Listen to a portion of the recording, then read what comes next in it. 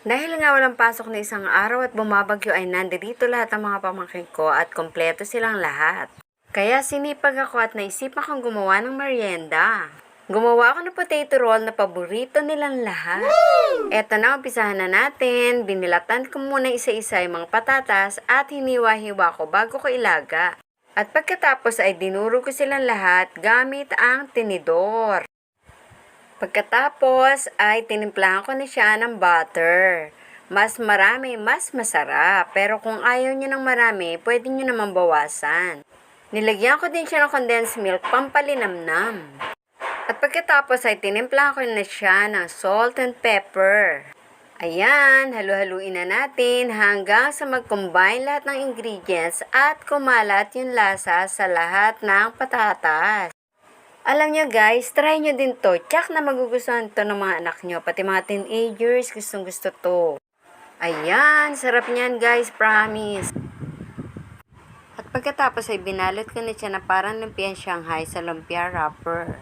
At pinirito ko na siya isa-isa. Ayan. Pinirito ko na lahat yan para hindi sila mabitin. Want to sawa sila. O, ayan, guys. Pagkatapos prituhin isa-isa, ay ginupit-gupit ko siya sa gitna. Para pagka nilagyan ng cheese flavor, ay pumasok din sa loob. Ayan, nilagyan ko na siya ng cheese flavor. Gusto nila yan. Pagkatapos, ay nilagyan ko siya ng mayonnaise sa ibabaw para mas attractive at mas masarap. Ay nako mga mayaya, sandali-sandali lang yan, ubos nila yan. At nagprito din ako ng fishball, syempre hindi kompleto ang pika-pika at ang snack kapag ka walang fishball.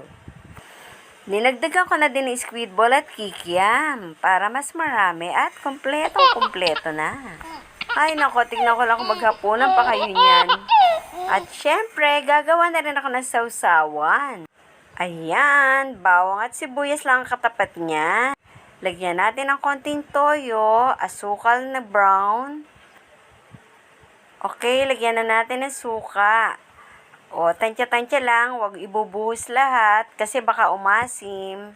Tapos, tansyahin nyo, lagyan natin ng konting tubig para hindi masyadong maasim. At timplahan na natin ng salt and pepper. Nilagyan ko din siya ng konting sili para maanghang ng konti. O ayan guys, binanatan na nila. Hindi ko pa naibibidyo ng konti na agad. O diba, ang sarap ng merienda pagkasama-sama ang pamilya. Andyan si mother, hindi yan magpapahuli. Gustong-gusto niya yan. At wala siyang inuurong ang pagkain. Lahat, kinakain niya, gusto niya. Kung nagustuhan niyo ang video na to, ay huwag niyong kalimutang mag-like, mag-follow at mag-share. Okay, thank you for watching guys. Kita-kita ulit tayo sa susunod ko pang mga videos.